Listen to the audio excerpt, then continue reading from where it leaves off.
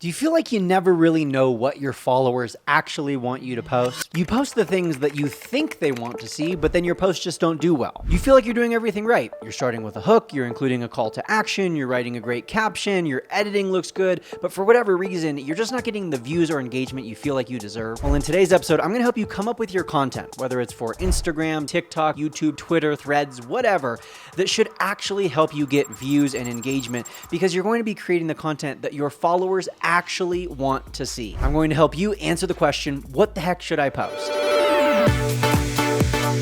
Let's start by talking about a very popular strategy that I myself have even recommended in the past that I no longer think is effective and is actually probably hurting your overall account engagement. And that is asking for your followers' feedback. And again, I know this is going to sound a little bit hypocritical because we just did this on this podcast just a few months ago, asking for your feedback in the comments. But tell me if this sounds familiar. You post a YouTube video or an Instagram story or a TikTok, and you say something along the lines of, what do you want to see next? Or let me know in the comments what I should post about next. Or let me know what content you want to see more of from me. And then either one of two things happens. Oftentimes, you get very little responses, you get very low engagement on those kinds of posts.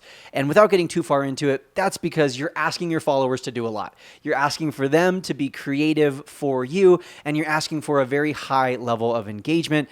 And likely you're doing this because you're getting low engagement as it is. So it was a strategy that was kind of destined to fail from the start. But let's say that doesn't happen. Let's say you make one of those posts or you say something like that in one of your posts, and you actually do get responses. You actually do get feedback and people chiming in on what they want to see next or what they want you to cover and address. And then you go out and create that content. You make posts that address their needs, that answer their questions, and that solve the problems or talk about the things that they want you to talk about. But then when you actually go to post those things, they don't get very good engagement. Why is that? Well, it's because oftentimes we don't know what we want. There have been many studies that have shown that we oftentimes choose things that are against our own best interest, or we say we want something when in reality, our behavior shows that we actually are chasing after something else. And this is more than just a social media thing, of course. This is just a human nature thing. We are not great predictors of what we're going to want in the future. We're not great predictors at what is going to make us happy in the future. And we don't always make decisions based off our own best interests, because there are just so many factors that can play in to expressing our needs, our wants and desires, and what we want to see on social media in the future. And so my recommendation for you is to stop asking your audience what they want to see next. Now, if you're someone who has a highly engaged community, you have a super active comments section, or you just have a massive following, you have hundreds of thousands of followers or subscribers, and they're all very active and loyal and engaged, maybe that level of a community is going to give you such a large sample size that you are going to get good feedback, and maybe your audience is an audience that is great at predicting what they want to see in the future. But most likely, you've clicked on this video and you're watching this today, having already asked your audience for feedback, and then you end up feeling frustrated because you deliver on what they say they want, but what they say they want isn't what they end up engaging with. So with all of that being said, I have 3 different strategies for you to help figure out what your audience actually wants, because their behavior leaves clues. And really the overarching principle that applies to all 3 of the strategies that I'm about to share with you is that we should start looking at their behavior and their actions rather than asking them to predict what they're going to want in the future. We're going to use the past, the history of our audience's interactions to predict their future interactions. And so strategy number 1 is what we like to call in the InstaClubHub and here at Build Your Tribe, upcycling. Upcycling essentially refers to the idea of taking a post from 90 days ago or more, so something you've posted 3 months ago or prior, and either reposting it directly, taking the exact same post and just posting it again, or recreating some sort of refreshed or slightly modified version. Now, when you are looking at the past posts, in order to decide what posts you should repost and recreate, I recommend focusing on 3 forms of engagement. The first form of engagement that I recommend prioritizing is shares. Whether you are on Instagram, TikTok, YouTube, whatever, if your content is getting shared, it's reaching more people and it's most likely having a relatively high view rate. If someone is willing to share your content, it's because it made a very strong impact on them. Leaving a like or a save, while appreciated, doesn't really mean that much to us content creators and business owners because it's a relatively low form of engagement. It's very simple and easy to do. It doesn't cost very much, so to speak, from our followers, and it doesn't really show that our content resonated with them that strongly. However, if someone is willing to share your content, whether on Instagram to their Instagram stories, whether within direct messages, sending it to their partner or in a group chat or whatever, shares are a form of engagement that are weighted very, very heavily by every single social media algorithm because they bring more people to the platform and they keep people on the platform for longer. So the first form of engagement that I recommend prioritizing when you're looking at your old content and deciding what did well, like what kind of post should I create more of or recreate in the future, look at shares. So if I have a post that got 30 shares, another post that got 5,000 shares, I'll look at that post that got 5,000 shares and either I will just repost it again or I will slightly recreate it and slightly modify it, but still address the same topic or use a similar hook or cover some sort of similar question or problem or issue in the new post. And of course, the past performance doesn't guarantee future performance, but it is a pretty good indicator or predictor of future performance. And if nothing else, it gives me an idea without having to come up with a new one. It gives me an idea of something that I can create that my audience will likely enjoy. The second form of engagement that I recommend prioritizing and focusing on when you're looking at your past content is follows or new subscribers. Again, depending on your platform, the exact metric or what they call it or where they show it is going to vary. But if you're getting a lot of new followers from a post, you can realistically predict that all of your new followers, or at least a lot of your new followers that you've gained in the last 90 days, are going to enjoy that kind of content. If someone's seeing one of your YouTube videos or listening to one of your podcasts or seeing one of your reels and following you because of it, they're essentially directly telling you that that is what they want to see more of. They're not following you for something else. They're following you for that reason. So if you have a post that gets you a lot of follows or a lot of subscribers, that is a post that I would definitely recommend reposting or recreating. And then the third kind of engagement that I recommend prioritizing when you're upcycling your past content is comments. Comments oftentimes show a very high level of engagement or at least interest from your community. Oftentimes, posts with a lot of comments might have done so because it was something that was breaking news, and so you might not be able to repost something like that.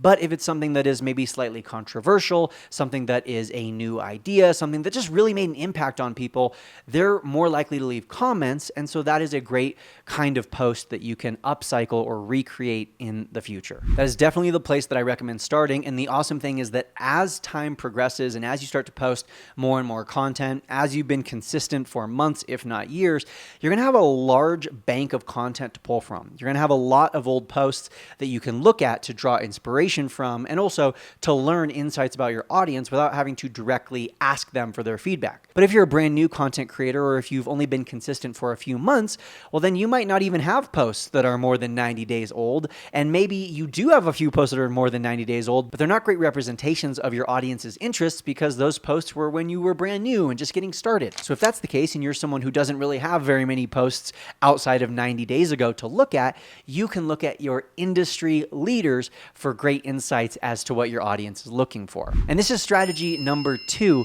for how to come up with more content, how to figure out what exactly your audience is looking for. Most likely there are other people who do what you do. And maybe they're not doing exactly what you do. Maybe they're not selling the exact same product that you sell, but they're doing something similar or their audience is at least aligned enough that you can get a pretty accurate prediction as to what your audience would like based off what their audience likes. And really the key here is focusing on the demographics of that creator or that industry leader. And of course, you might not know exactly. They might not post screenshots of how old their followers are, where their followers are from, what gender their followers are, but you can more or less gauge and come up with a pretty good idea of, hey, who's following this person? Who is this person's content likely appealing to? One way that you could kind of spot check and make sure you're on the right track is just to read through their comment section. If you see a comment section that is full of a bunch of 20-year-olds, but you're trying to attract people in their 40s, well, then maybe this content creator isn't exactly aligned with you in terms of their ideal audience. But just taking a quick look at the comments section and seeing who is regularly interacting with this person is a pretty good indicator of what their overall audience audience looks like as a whole. Then once you've found a handful of content creators who have a similar ideal audience and talk about a similar topic to you, the two places that I recommend checking are YouTube and TikTok. And that's because YouTube and TikTok don't require any sort of third-party website or app in order to figure out what this content creator's best content is. On YouTube, you can just go to their channel, visit the page that shows you all the videos, and then there's two buttons at the top, one that says latest and one that says popular. Once you click on that popular tab, you will see all of their most viewed videos. And also, I think this is a good time to note that I don't recommend blindly recreating or stealing any video from someone else,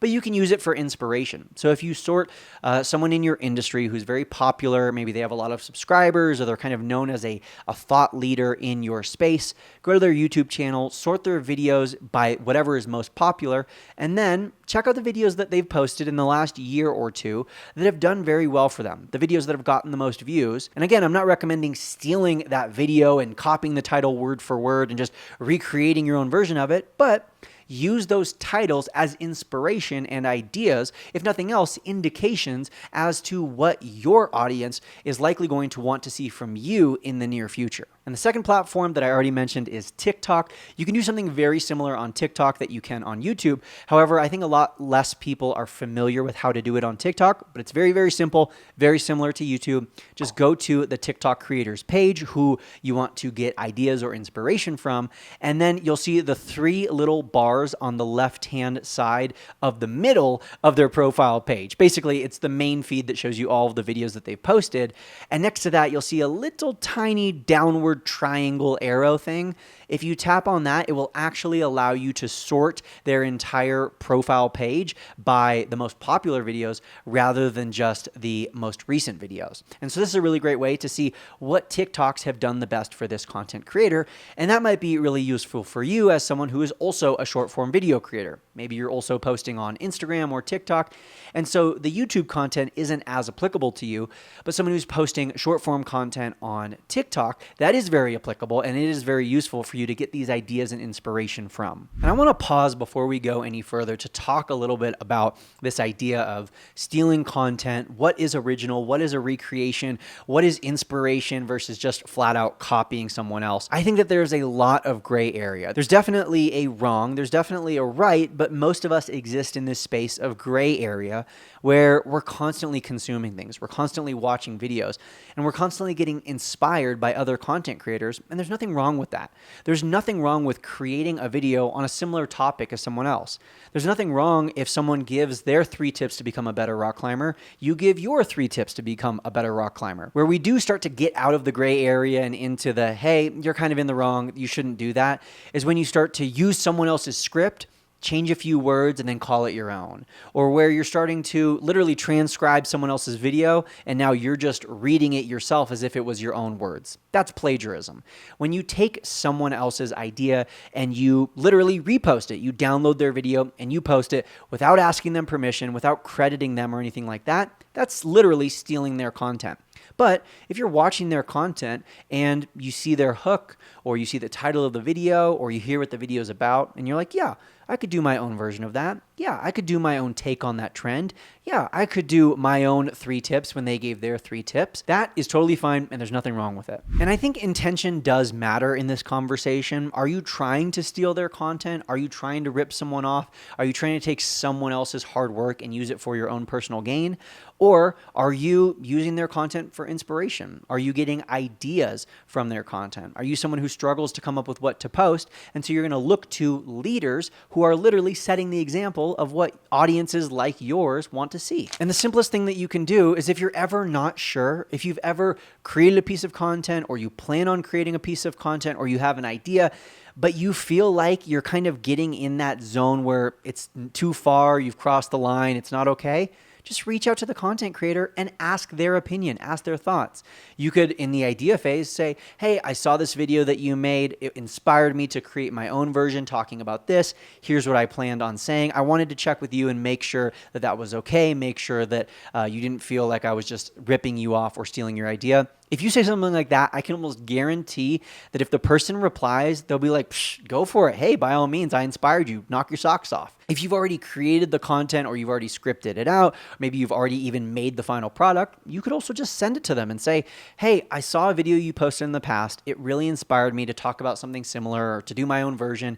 Here's what I made. I wanted to send it to you before posting to make sure that you were cool with me sharing this, because truly I was inspired by your content and I am in no way trying to rip you off or steal what you posted. Basically, if you're forthcoming and honest with people, 9 times out of 10, they're going to be flattered that their content inspired you that much, and they're going to be touched that you were willing to reach out to them, because as content creators, especially as a large content creator like myself, I gotta tell you, there are so many people who do rip off my content, who take what I post and steal the script word for word and just post it themselves. There's also so many people who take my reels or my TikToks or my YouTube videos and they save them to their device and they post them on their own social media as if it were themselves posting, as if they were the ones creating it, giving me no credit, asking for no permission before doing so. And so with that high of a volume of people who are literally stealing my content, if you're someone who's taking the time to reach out to me and ask, like 10 out of 10 times, 12 out of 10 times, I'm going to be like, heck yes, go for it. I'll probably even go to your page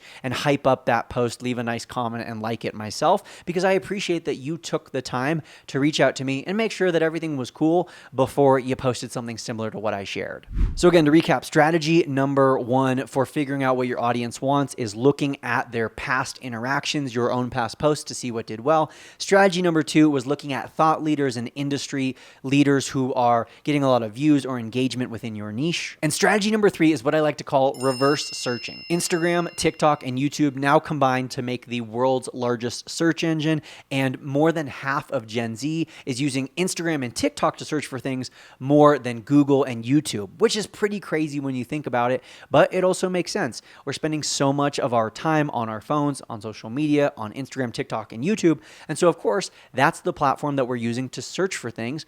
Personally, I gotta say, more often than not recently, I've been going to TikTok to find answers, to find recommendations, to look things up, rather than going to YouTube, which is kind of crazy to think about because I'm someone who was raised going to Google and Googling it. But with the idea in mind that all of us are using social media to search for things, there are some tools, some websites that you can use to look up what people are looking up, basically to search for what people are searching for.